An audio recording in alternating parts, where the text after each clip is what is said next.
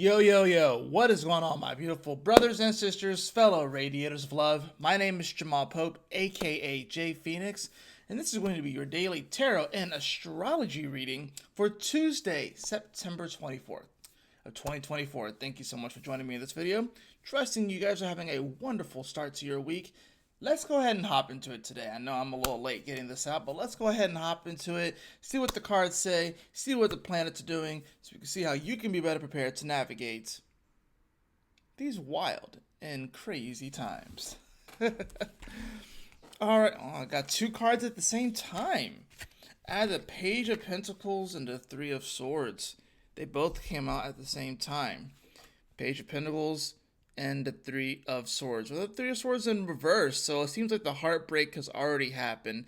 The Page of Pentacles wants to look forward into the future. It's wanting to build something. It's wanting to plan for something. It's wanting to maybe make some more money. Now, the Three of Swords is there coming in. I think this is about not hesitating, because that Three of Swords, maybe we're being reminded of some type of heartbreak or some type of failure, but this is the Swords. It says dealing with the mind, so this is going to be all mind games. We're going to be dealing with mind games today as the moon finishes up in Gemini and shifts into Cancer. So I would say don't be afraid to move towards something. Don't be afraid to move towards something. Don't be afraid to want to build something just because of past failures. That is false evidence appearing real. Don't worry about what happened in the past. I think it's good to take things into consideration. We always learn from the past, right? But don't let that completely hold you back from going for the things that you want to go for and building the things that you want to build. All right, so I'll draw another card because those two came up at once. I do have the Sun card in reverse, so yeah, I think even though this card is in reverse, I don't think it's necessarily a bad thing, but I think this is, it kind of gives me, it's like, what, maybe there are certain things in our life that are kind of, coming to an end. When I think of the Sun card, I think of a sunset. When it's in reverse. So it's like, it's this moment where we can kind of ponder on the day and be like, wow, I had such a great day. It's a beautiful sunset. The Sun card in reverse, it's definitely wanting to bring to light some stuff, but it's also sort of like, yeah, maybe there are some things that are coming to an end. Maybe, maybe it's time to look forward to a new day and to see what is truly possible, So I don't think that this card of reverse is necessarily a bad thing. I think it's interesting though, because now we are in Libra season, so the sun is in its fall position, so it's not really strong right now energetically. So when it comes to really being that bright light, expressing ourselves, showing up, it may be a little bit harder right now. I'm not saying that Libras can't do that, right? I'm just saying that, that's where the sun is in its fall position, right? Because now the sun starts to lose its power, per se, like in the more ancient, traditional, mythological sense, is that the sun is out less, which means that the dark is going to start to take over, right? So just take that into consideration too. So it's like, I think this is one of those moments where, once again, I got the Page of Pentacles here. I always think of students when I think of pages. I always think of students. So this is someone who's like a student of their values, of their worth, of money, of wanting to build something. And the Three of Swords in the Sun card reverse kind of slows the energy down, and it wants us to be a little bit more methodical about things. It wants us to take these things into consideration and not necessarily have to rush right into things and try to build the whole thing in one day. We have to actually take a bit of a measured approach with this, right? Now, astrologically, oh wow, hold on, there we go. Move that back over. So there we go. Now, astrologically today, you can see we do have that moon that's going to be finishing up at Gemini. In fact, it is in exact square to Neptune at the time of me making this. It's probably why I feel tired, because my moon is at 28. I have the moon at 28 degrees of Pisces, so Neptune has been on it. And the moon is actually squaring my moon, so that's probably why I feel a little bit tired right now. Even though I did just wake up, I've just been tired in general. Anyways, we have that moon that's going to be finishing up here in Gemini, making that square over to Neptune, and it will be ingressing, of course, into Cancer. But before it even gets to ingress into Cancer, it makes a nice little quincunx over to Pluto, right over here in Capricorn. And this moon Gemini is we're responding and reacting more to our thoughts, more to Gemini like things, and this Pluto in Capricorn is revealing a lot. It is unearthing so many of the hidden secrets, and this moon Gemini wants more information. It's definitely like emotionally wanting to be a much bit more of an investigator. It wants the information, it wants the facts to come up, and it's one of those things where, why did it move over? I did not mean for that to happen. Anyways, so it makes it a bit awkward. And it's probably a little bit awkward because maybe the information and the facts aren't coming out at the speed that we want them to. I feel like there's this element where we want everything to just drop at once and for there to be this massive big reveal. And it's just not going to happen. It is going to come out in like chunks and spurts and little bits and pieces. But there is this desire for the whole information to just be dropped at once and just for somebody to like just come on, like CNN or Fox, like, all right, guys, I'm going to get fired for this. Might even get, taken out for this. But here's the truth. And then they just spill their guts out. Like, that's what we want. But that's not what's going to happen. And I think that's what we think that we want. I think that's what we think that we need. But it's not going to happen that way. That probably honestly will cause much more chaos than it actually would cause any good. Even if it does reveal the full truth, then we just get the naked rawness of it all. It's not going to happen that way. So, well, it'd be kind of dope if it did. But we'll have that moon shift into Cancer, and definitely going to be feeling a little bit better, although it is there with Mars, so that's going to definitely intensify the emotion a little bit here. But now we have to consider just how many planets are not in great spots. If you go to the sheets, and you'll literally see that it is only Mercury at +10. And I guess we do have the Sun still at +5, even though it is in Libra, which is actually kind of surprising. But, we do have -2, -4, -5, -5. Oh, no, that's the moon. Excuse me. The Sun is at -9. Yeah. So, yeah, we only will have Mercury and the moon. And Mercury's not going to be in Virgo for very long. And the moon's only going to be in Cancer for 48 hours or so. So, yeah, -2, -4, -5, -5, -9. So that's the thing about this. It's like the energy right now is not necessarily, great as far as the planets feeling in their power. There's a lot of nerfs right now. I'm going to use that term nerfs. It's a video game term. I did use that in my weekly cosmic convergence, my weekend cosmic convergence, right? Where if a planet is nerfed, that means that it has some of its advantages or some of its positive attributes taken away to make things more even. Usually when you think of nerfs or buffs in the sense of video game like terminology, it's dealing with like fighting games. So like say you have a fighting game that's released and then you have like however many characters. There's usually a couple of characters that are just the rise to the top and that they're just better characters. Like anybody can win with anybody, right? But it's also like with Pokemon, right? It's like you have certain Pokemon that are just better than others. But over time there are different like balances in the mechanics of the game, and certain Pokemon will get nerfs, certain Pokemon will get buffs, just like in fighting games.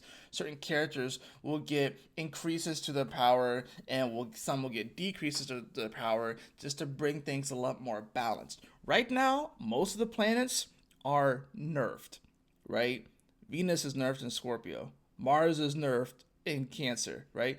Jupiter is nerfed in Gemini, right? Saturn is nerfed in Pisces, and I think it has a lot to do with the fact that the traditional ruler of Pisces, Jupiter is in Gemini, right? Even though Neptune is there, which kind of helps, but it doesn't help that the planet that exalts itself in Pisces, Venus, is in Scorpio. So Saturn is nerfed, right? The sun is mega nerfed, right? It's in fall, literally, right? So that's the thing about this. The ruler of Libra, Venus, is in Scorpio, right? The planet that exalts itself in Libra is Saturn in Pisces, which is fucked right now. So if you are feeling a lack of energy, a lack of motivation, if you're feeling like it's a little bit harder to get things done, it's a little bit harder to do things, that's why. All the planets are kind of nerfed right now. The main ones that we have is Mercury. And where's Mercury? It's in Virgo. And what's it about to do? It's about to oppose Neptune, right? And we also have the moon. So it tells me that when it comes, especially when it comes to Mercury, and it's in Virgo, right? Day-to-day reality, taking the necessary steps, the details of things, cleaning up different areas of our life, the day-to-day stuff. Sometimes we see it as the boring stuff. And like I said in my cosmic convergence, the energy has been kind of like bland and mundane, and Virgos have been thriving in it because that's what they want. They just want peace, right? And this definitely gives me, Pluto Virgo vibes right now, and Gen X vibes. And Gen X, what do they want? Gen X just wants to be left alone, right? And I think that's kind of the energy right now. Is I think some people just want to be left alone. Some people just want their peace. Some people want to do the day-to-day reality. But if you're not used to this kind of energy, and if you need things to be much more electric, and if you need the planets to be in better spots, you could probably find yourself in a weird situation, because then you need to somehow stimulate yourself and stimulate the energy, and then you'll find that's like, this is not necessarily the time to try and just like make things happen just for the sake of excitement or entertainment. Now, we do have Venus in Scorpio, which is going to spice things up. So I think that's nice. But the only thing about Venus in Scorpio is that, like, we may think that we need something, or we may think that we this is where we'll confuse needs for desires. I'm not gonna lie. With Venus and Scorpio, we can confuse needs for desires really easily with Venus and Scorpio, because Venus is about how we open up and receive things, and it's a Scorpio, right? So let's just be real. You may think that you need to receive. I'm just gonna be real. You may think that you need to receive that dude or that chick in bed, when really you don't actually need to do that. I think you gotta be like you have to really think about it. Do you really need that, or is it just a desire, right? You know what I'm saying? So, because I'm just saying that the Venus and Scorpio it definitely brings about a spice. It definitely brings about sexual tension, right? But let's think why Venus doesn't like to be in Scorpio, right?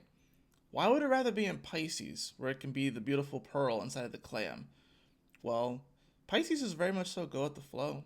It's much more, it's a little bit more magical. It's a little bit more it's a little bit more fantasy. And Venus it appreciates the beautiful things, right? It appreciates the beauty, and it does appreciate the magical, and it wants to be appreciated. Venus wants to be appreciated, wants to be loved. And with it being in Pisces, where things could be magical and beautiful and done up, that could be appreciated, right? And like I said, this is mutable water. This is the water that, water is constantly moving, but it's, this is about, she can be the clam on the ocean with the waves behind her that are constantly moving, right? And she can be adored, she can be appreciated. With being in Scorpio, this is bottom of the ocean, this is ice. She's not really seen in Scorpio. Venus is not really seen in Scorpio. She's a little bit more hidden in the tombs, if you will. So it's like Venus in Scorpio is kind of like, it is kind of like the princess up in the tower being guarded by a dragon. She's not really in her power when she's there up in the tower, guarded by a dragon. The princess is not in her power at that point. And the goal isn't even for her to stay there. The goal is for some, hero to come save her ass, right? But she's stuck up in the tower. That's why Venus doesn't like to be in Scorpio, because it's stuck up in the tower. And yeah, and that's the weird thing about it too. There's a desire. There's this image that the warrior may have of her. It's like, oh my gosh, I have to go through all this stuff. I have to cross this bridge over this pit of lava, and I have to fight this dragon with this annoying donkey next to me to save the dragon. Shrek. And then you get to the princess, and you think that you want her, but maybe she's not exactly the way you thought she was gonna be. Maybe she's a little weird and stuff, but she's not supposed to be just stuck up in the tower forever, right? So that's why Venus doesn't like to be in Scorpio, if that makes sense. So, but in any event, let me get back to, I don't know why this thing keeps shifting. So, anyways, we will see that moon shift into Cancer, which will definitely make things to feel a lot better, So, at least, we won't necessarily be as concerned about our thoughts, but now we'll definitely be a lot more in our feels. We'll be reacting, responding more to familial matters, to more home matters. We'll be responding more to those sort of things, right? So, and we'll see as this moon progresses throughout the day, and as the day just progresses, we'll see that Mercury make a nice little trine over to Uranus, which is cool. This Mercury is, like I said, looking for that day-to-day reality, trying to figure out those finer details, trying to iron things out, making a trine over to Uranus. Uranus and Taurus is all about, larger swaths of people and, their values, but it also brings about a hint of electricity, So this could be a nice opportunity. Maybe you get some sort of idea. This is kind of like the light bulb going on. Maybe you get some sort of idea, some sort of epiphany on what to build or how to go about something or how to truly organize something so it's a lot more efficient for you. And it's loose, but this is a grand Earth trine. We had one with the sun here and with the moon before the sun shifted into Libra and before the moon hit Gemini. And now we kind of revisit this energy with Mercury too, right? So it's like, the first part was like the sun. We kind of get that energy, that healing energy. Now we get Mercury. It's like, okay, now what do we do with it? What do we think about it? Right?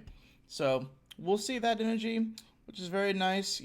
We'll have this moon that's going to just kind of continue throughout the day. It's not going to quite get to Mars today, but it will square the nodes here at 6 degrees.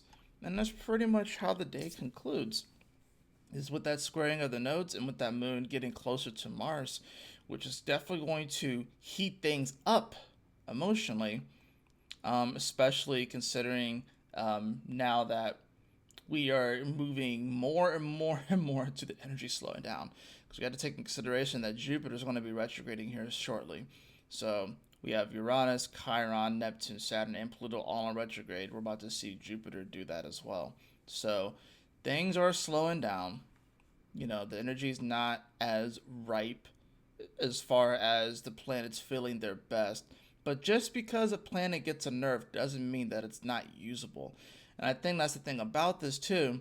I'm gonna use the Pokemon reference, right? Say you have a Pokemon that's just like really, really good in like the competitive scene, right? Let's just take Gengar for example, right? Gengar, people know Gengar. Let's just say Gengar gets like nerfed, right? And Gengar did get nerfed. It actually, one of its abilities was Levitate, which made it immune to ground type attacks. And it's part poison type, so ground type of attacks are super effective against it. But it lost that ability, Levitate, so now it can get hit by a ground type, which will be super effective. That's a nerf. That doesn't necessarily make Gengar any less valuable. You have to know how to use Gengar and try to figure out a better way to use him in order for him to be stronger, or you pair him with other Pokemon that can handle the ground type, that can cover his weakness. So that's the thing about this too. It's like, don't just rely on one planet, find something else that can kind of cover its weakness, or look at your own chart to see how your own chart's being aspected.